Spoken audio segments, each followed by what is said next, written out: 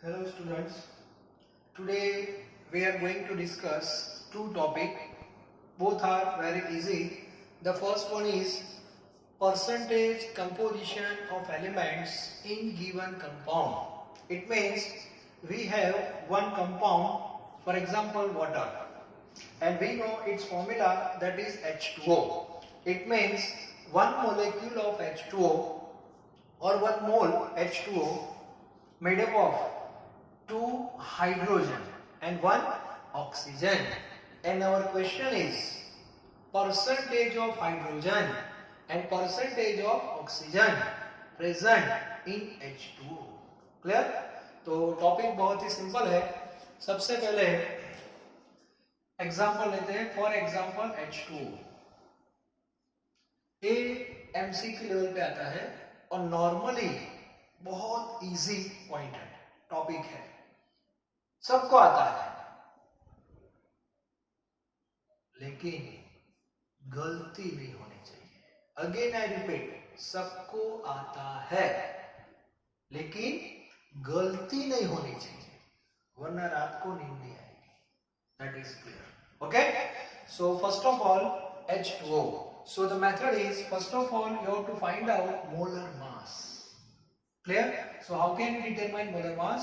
You very well know H2O, 2 hydrogen plus 1 oxygen. Atomic mass of hydrogen is 1, atomic mass of oxygen 16, 2 plus 6. You have to write this and answer is 18. H2O का molar mass आपको भी पता है, मुझे भी पता है, कितना? 18. लेकिन आपको डायरेक्ट लिखना नहीं है, इस फॉर्म में कैलकुलेशन करनी है. And you have to show 18 gram, that is addition of 2 plus 16. ऐसे आपको दिखाना है, क्योंकि H2O में दो एलिमेंट है, हाइड्रोजन और ऑक्सीजन है. तो जो भी मास आएगा उसमें दोनों का पार्टिसिपेशन होगा, लेकिन कितना होगा you have to mention like this. Clear? Now what is the unit of molar mass? gram per mole. ये सबको पता है. Clear? Okay. अब ये जो 18 ग्राम है, that is total mass of H2O. बढ़िए, उसमें हाइड्रोजन का पार्टिसिपेशन 2 ग्राम का है और ऑक्सीजन का पार्टिसिपेशन 16 का है. एक क्लियर होना चाहिए. Okay, now first that is percentage of hydrogen. So formula is, you have to write in terms of ratio at denominator, that is total mass, and here mass of hydrogen. जिसके percentage find करने हैं उसका मास, जो individual मास है वो as a numerator और नीचे total into 100. So 2 upon 18 into 100, that is percentage of hydrogen by this way. Clear? ये मैं आपको क्यों बोल रहा हूं, क्योंकि नॉर्मल स्टूडेंट के दिमाग में क्या होता है, हाइड्रोजन का एटॉमिक मास 1 होता है, तो गलती क्या कर देते हैं, यहां पे 1 लिख देते हैं. एक्चुअली 1 वो 1 हाइड्रोजन का है ना, लेकिन H2 में 2 हाइड्रोजन है, तो ऐड करना पड़ेगा, दैट इज 2. इस बेस पे हम फाइंड कर सकते हैं percentage oxygen, total mass 18, out of 18 16 gram comes from oxygen into 100, so that is percentage of oxygen. और इन दोनों का एडिशन कितना होना चाहिए? 100. दो ही एलिमेंट है, एक का आपने फाइंड कर दिया, दूसरे का आप डायरेक्ट फाइंड कर सकते हो, 100 minus. So by this way we can find out percentage composition of element present in given compound. Now another example, you heard the name urea. Now what is the chemical formula of urea? That is NH2CONH2. In urea, total how many elements are present? It means 4. Nitrogen, hydrogen, carbon and oxygen. But see, in formula, nitrogen at different place. So first of all, you have to combine all nitrogen, all hydrogen in one place. This is very important. Clear? तो सबसे पहले आपको क्या करना है कि formula जो है उसको कंडेंस फॉर्म में लिखो, कंडेंस कर दो. नाइट्रोजन देखो 2 है, So combine both N2 like this. Hydrogen 2 plus 2 4 and carbon oxygen that is single like this. Now you have to calculate molar mass. So 2 nitrogen साथ में आ गए 4 hydrogen plus carbon plus oxygen. 2 nitrogen means 14, hydrogen 1, carbon 12 and oxygen 16. 28 plus 4 plus 12 plus 16, answer is 60 gram per mole. So 60 gram, that is total, and out of 60, 28 gram comes from nitrogen, 4 gram comes from hydrogen, 12 carbon and 16 oxygen. So you have to write this way. तो पूरा picture आपका clear हो जाएगा. Now percentage nitrogen total 60, nitrogen 20, total nitrogen गलती से student क्या लिखेंगे 14. हाँ यस, एक गलती नहीं होनी चाहिए. Total how many nitrogen involve in one molecule of urea? 2. So you have to mention 28, not 14. Clear? Into 100. Percentage hydrogen, total hydrogen 4 gram. Percentage carbon, carbon 1 ही है 12 into 100 and percentage oxygen 16 into 100. So by this way you can determine percentage. Okay? But first thing is you must convert formula into condensed form. Clear? कैसे होना चाहिए? Acetic acid की formula है Ca3COOH. So total carbon, hydrogen and oxygen, only 3 elements are present. So first you have to convert formula in this way. It means you can see only 3 elements. For that you have to condense all elements. C2H4O2 like this. Clear? और बाद में उसका molar mass find करो तो total में carbon का participation होगा 2 carbon means 24 upon total. 4 into 1, 4 upon total. 32 upon total. Is it clear? Thank you. So this is very easy topic. How to find out percentage composition of element in given compound. Clear? Now फिर से मैं repeat कर रहा हूँ, topic बहुत easy था लेकिन गलती नहीं होनी चाहिए वरना रात को नींद नहीं आएगी. Clear? Now the next and very important topic, that is MF and EF. What is the meaning of MF? MF means molecular formula.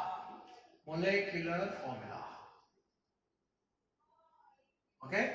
And second is empirical formula.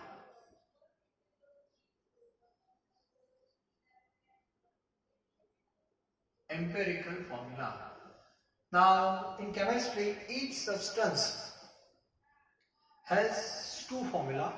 One that is molecular formula and second that is empirical formula. So first of all, what is the difference between these two? MF and EF. Clear? So what is the meaning of MF?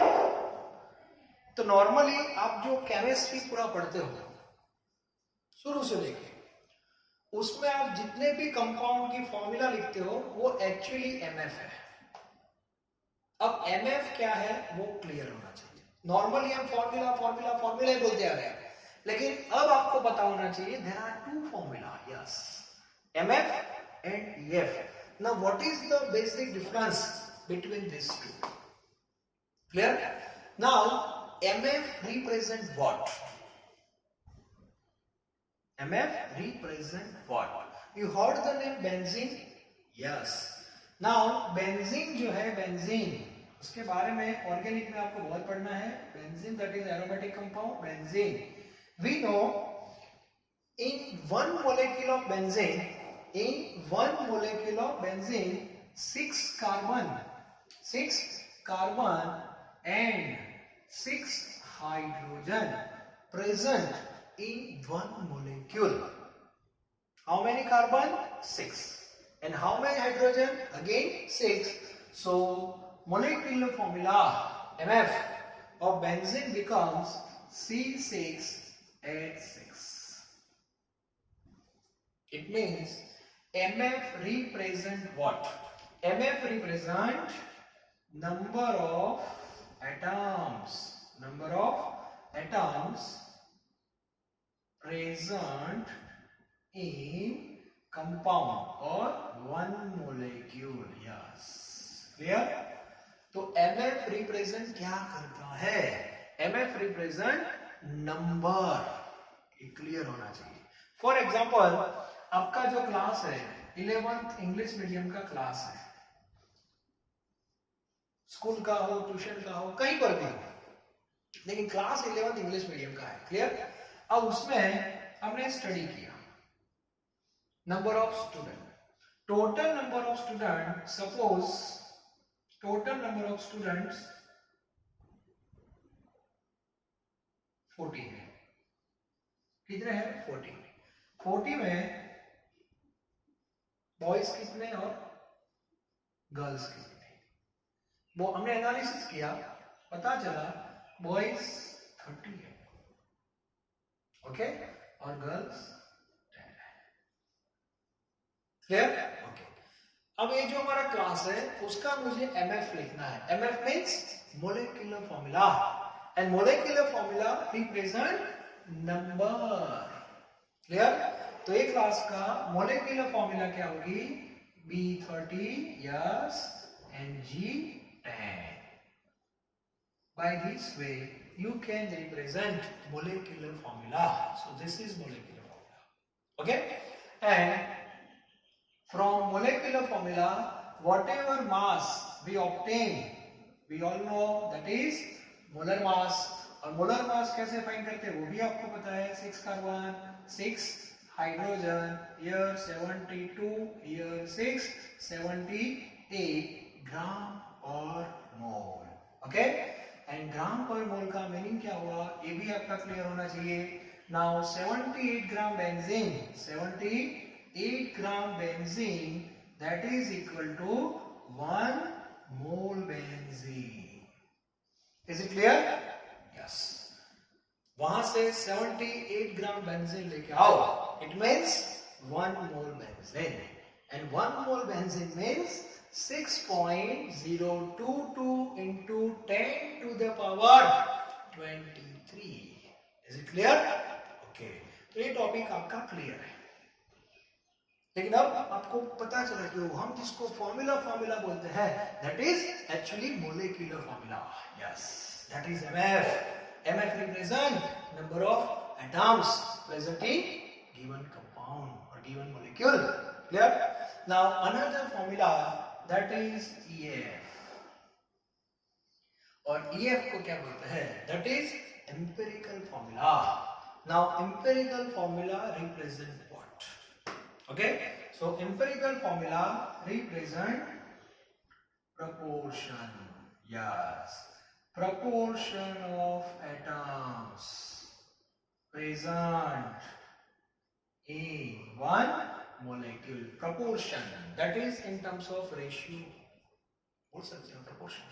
Okay, benzene का example आपके सामने ही है.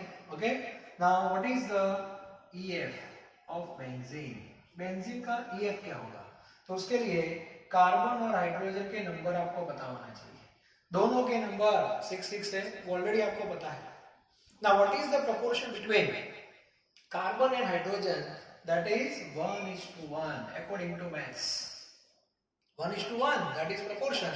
So in this way your representation is known as EF.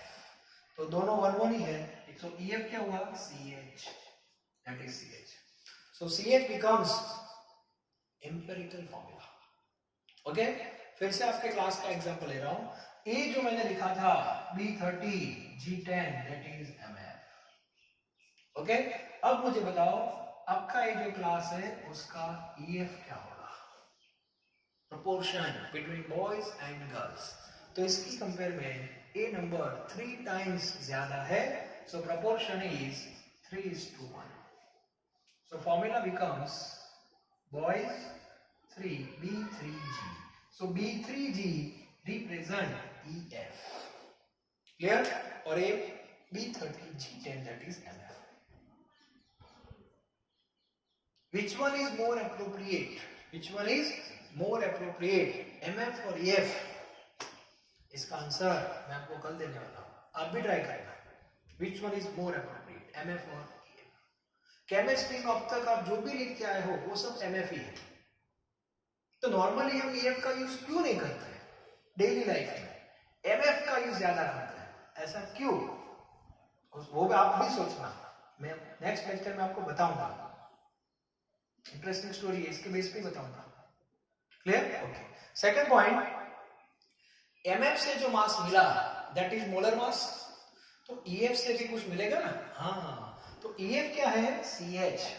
तो CH से जो आपको मास मिलता है इसको बोलते हैं फॉर्मूला मास. यस, एक नया मास आ गया आपके सामने, formula mass.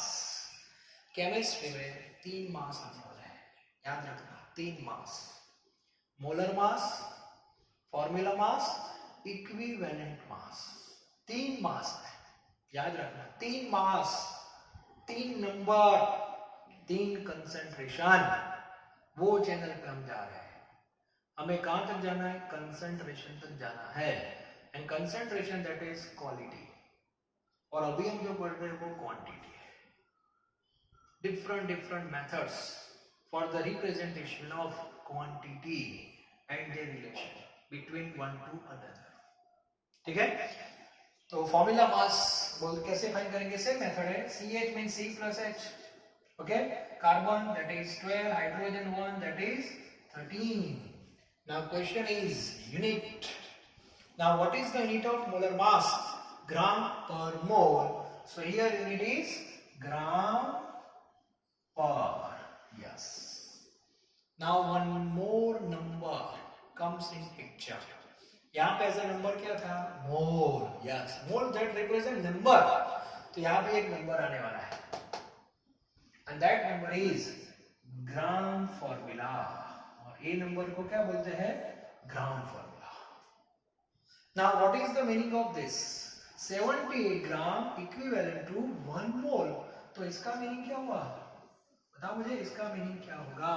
Yes, it means 13 gram benzene. 13 gram benzene is equal to, again I repeat, per liter 1 liter, per meter 1 meter, per second 1 second, per mole 1 mole, per gram formula. Per gram formula. It means 1 gram formula. Yes. So 13 gram benzene is equal to 1 gram formula. 1 gram formula. 1 gram formula benzene. Yes. It means molar mass relate which 2 parameter? Mass with mole. Mass with mole. And formula mass connect mass with which number? Gram formula. यहाँ मोल जैसा कोई typical number नहीं है कि 6.02, बस एक number याद रखो, 1 ग्राम फॉर्मूला, बस सिंपल. ठीक है? So by this way we can find out formula mass. अब आपके दिमाग में होना चाहिए केमिस्ट्री में 2 फॉर्मूला है, MF, EF. MF से जो मास मिलेगा वो मोलर मास है. EF से जो मास मिलेगा वो फॉर्मूला मास है. Molar mass relate mass with mole. Clear? And formula mass relate mass with gram formula.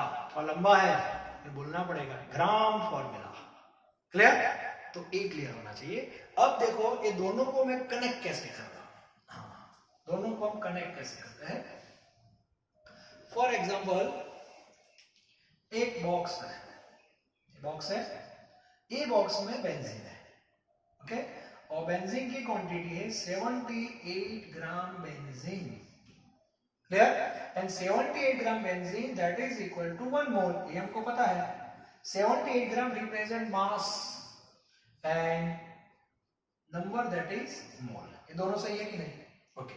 अब मुझे ये जो पैरामीटर है मोल या मास उसको ग्राम फॉर्मूला में कन्वर्ट करना है, सिंपल वे। तो आपके सामने रिलेशन है कि नहीं, 13 gram benzene equivalent to 1 gram formula benzene, therefore 78 gram benzene equivalent to how many gram formula, number ही है। So 78 into 1 divided by 13, answer is 6। इसका मीनिंग क्या हुआ, इसमें 1 मोल तो है लेकिन 1 mole is equal to 6 gram formula. ऐसा लिख सकते कि नहीं मुझे बताओ। मतलब मैंने क्या किया, देखो सिंपल है, ये 78 ग्राम बेंजीन है, इसको 6 इक्वल पार्ट में डिवाइड कर दिया, इक्वल पार्ट। ये जो पार्ट है दैट इज 13 ग्राम 13 ग्राम 13 ग्राम 13 ग्राम 13 और 13, टोटल कितना हो गया, 78 हो गया कि नहीं। Now this 13 gram, yes this much equivalent to 1 gram formula. तो ये जो नंबर है ये 1 ग्राम फॉर्मूला हुआ कि नहीं, ये सब पता होना चाहिए। 1 gram formula, A 1 gram formula, A 1 gram formula, 1 gram formula, 1 gram formula, 1 gram formula, 1 gram formula, total 6 gram formula. So this is relation. अब बात समझ में आ रही है कैसे मैं कनेक्ट कर रहा हूं। तो एमएफ और ईएफ क्या है, दोनों क्या रिप्रेजेंट करते हैं according to the formula. Molar mass क्या है, फॉर्मूला मास क्या है, मोलर मास का मीनिंग क्या होता है, फॉर्मूला मास का मीनिंग क्या होता है, ये क्लियर होना चाहिए। And how both correlate like this, okay, तो ये क्लियर होना चाहिए। अब एग्जाम में नॉर्मली आपको एमएफ देते हैं, मोलेक्युलर फॉर्मूला, और आपको फाइंड क्या करना होता है, एम्पिरिकल फॉर्मूला। सो मोलेक्युलर फॉर्मूला एमएफ और यहाँ पे है ईएफ। अब मैं आपको 2-3 एग्जांपल दे रहा हूं। अभी जो लेटेस्ट एग्जांपल था वो बेंजीन का था। बेंजीन की एमएफ क्या है, C6H6, proportion 1:1, that is CH। अभी एग्जांपल लिखा था मैंने acetic acid CH3COOH। So first of all you have to convert this formula into condensed form. So how can you condense C2H4O2? तो कार्बन कितने हुए, कार्बन हुए 2, हाइड्रोजन हुए 4, oxygen हुए 2. Now what is the proportion between these 3 atoms? So proportion means you have to divide by 2. So 1:2, 2:1. Proportion never in fraction. Proportion never in fraction. So 1:2, 2:1. So C1H2O1. That is EF. Clear? Okay. Now interesting part H2O. Water. Water का MF क्या है, H2O. तो hydrogen और oxygen जो है उसका proportion क्या होगा, same 2:1. It means what, sometimes MF and EF both are same for particular compound, not for all. Clear? A particular concept generally compound based on inorganic chemistry. Inorganic के जो compound है वो ज्यादातर ऐसे होंगे जिसका एमएफ और ईएफ दोनों सेम होगा। सल्फ्यूरिक एसिड तो नॉर्मली आप जो लिखते हो H2SO4, ये एमएफ भी है और ये ईएफ भी है, लिख सकते हो, नो प्रॉब्लम। क्लियर? सो एमएफ आपको एग्जाम में दिया होगा और आपको क्या लिखना है, ईएफ लिखना है, तो ये पता होना चाहिए। तो एमएफ से आप ईएफ लिख सकते हो, ईएफ से एमएफ नहीं लिख सकते, क्यों, सोचना, ठीक है। हम नेक्स्ट लेक्चर में डिस्कस करेंगे। हाँ, एमएफ से ईएफ लिख सकते हो, बिल्कुल सिंपल, लेकिन ईएफ से आप एमएफ नहीं लिख सकते। इसका आंसर नेक्स्ट लेक्चर में आपको मिलेगा, ठीक है। दूसरा एक मैं क्वेश्चन आपके लिए छोड़ रहा हूं अभी as a note, actually MCQ है लेकिन एज अ नोट मैं आपको दे रहा हूं। एमएफ से आपको कौन सा मास मिलता है, मोलर मास, क्लियर। और ईएफ से कौन सा मास मिलता है, फॉर्मूला मास, क्लियर, ओके। अब यहां पे रिलेशन है, first option always greater than, B option always less than, C option greater than equal and D option less than equal. अभी जो मैंने आपको पढ़ाया वो अच्छी तरह यदि आपने माइंड में सेट किया है MF और EF के बारे में, तो मुझे ये दोनों जो मास है उसका रिलेशन चाहिए। ठीक है, ये आपके ऑप्शन है, आंसर मुझे भेजना। ठीक है, और नेक्स्ट लेक्चर में ये टॉपिक को ही हम आगे ले जाने वाले हैं। न्यूमेरिकल आता है या तो MCQ आता है जिसमें एक अननोन सैंपल दिया होगा, नॉर्मली ऑर्गेनिक का देते हैं, और इसमें जो जो एलिमेंट्स होते हैं नॉर्मली ऑर्गेनिक में कार्बन, हाइड्रोजन, ऑक्सीजन होते हैं, तो तीनों जो एलिमेंट है उसके परसेंटेज आपको दिए होंगे, परसेंटेज दैट इज गिवन, और उस बेस पे हमें उसका EF निकालना है, बाद में MF निकालना है, और MF और EF का एक रिलेशन भी है फॉर्मूला के बेस पे, वो सब हम नेक्स्ट लेक्चर में डिस्कस करने वाले हैं, लेकिन अभी आपको ये रिलेशनशिप बताना है। ठीक है, thank you very very much.